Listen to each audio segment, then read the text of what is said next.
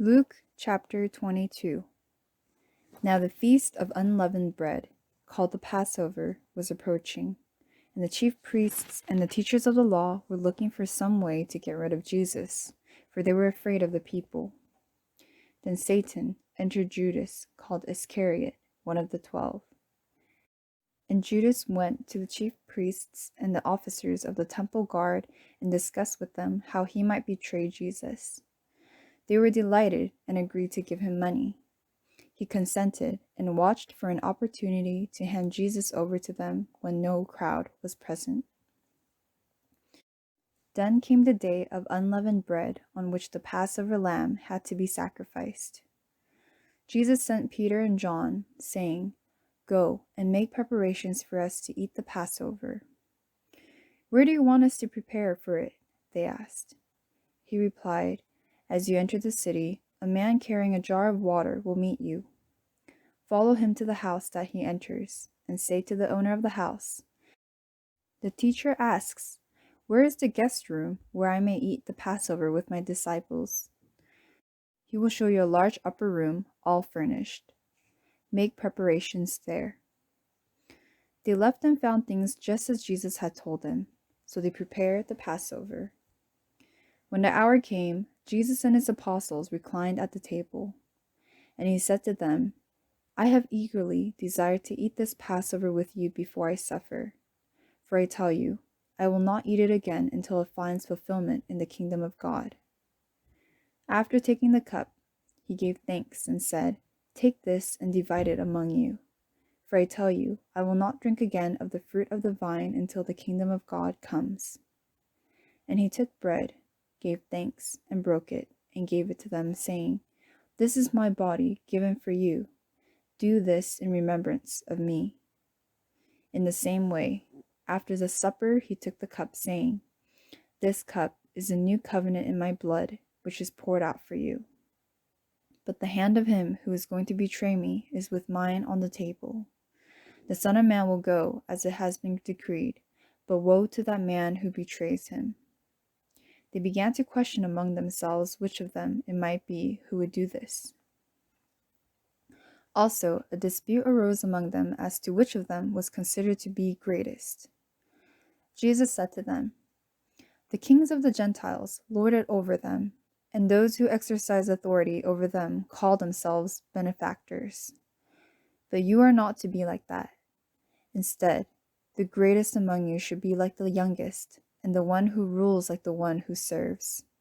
For who is greater, the one who is at the table or the one who serves? Is it not the one who is at the table? But I am among you as one who serves. You are those who have stood by me in my trials, and I confer on you a kingdom, just as my Father conferred one on me, so that you may eat and drink at my table in my kingdom and sit on thrones, judging the 12 tribes of Israel. Simon, Simon, Satan has asked to sift you as wheat. But I've prayed for you, Simon, that your faith may not fail. And when you have turned back, strengthen your brothers." But he replied, "Lord, I am ready to go with you to prison and to death." Jesus answered, "I tell you, Peter, before the rooster crows today, you will deny 3 times that you know me." Then Jesus asked him, "When I sent you without purse, bag, or sandals, did you lack anything?" "Nothing," they answered. He said to them, "But now, if you have a purse, take it, and also a bag. And if you don't have a sword, sell your cloak and buy one. It is written, 'And he was numbered with the transgressors.' And I tell you that this must be fulfilled in me. Yes, what is written about me is reaching its fulfillment." The disciples said, "See, Lord, here are 2 swords." "That is enough," he replied. Jesus went out as usual to the Mount of Olives, and his disciples followed him. On reaching the place, he said to them, "Pray that you will not fall into temptation." He withdrew about a stone's throw beyond them, knelt down and prayed, "Father, if you are willing, take this cup from me. Yet not my will, but yours be done." An angel from heaven appeared to him and strengthened him. And being in anguish, he prayed more earnestly, and his sweat was like drops of blood falling to the ground. When he rose from prayer and went back to the disciples, he found them asleep, exhausted from sorrow. "Why are you sleeping?" he asked them. "Get up and pray so that you will not fall into temptation." While he was still speaking, a crowd came up, and the man who was called Judas, one of the 12, was leading them. He approached Jesus to kiss him, but Jesus asked him, "Judas, are you betraying the Son of Man with a kiss?" When Jesus' followers saw what was going to happen, they said, "Lord, should we strike with our swords?" And one of them struck the servant of the high priest, cutting off his right ear. But Jesus answered, "No more of this." And he touched the man's ear and healed him. Then Jesus said to the chief priests, the officers of the temple guard, and the elders who had come for him, "Am I leading a rebellion, that you have come with swords and clubs? Every day I was with you in the temple courts, and you did not lay a hand on me. But this is your hour, when darkness reigns." Then seizing him, they led him away and took him into the house of the high priest. Peter followed at a distance.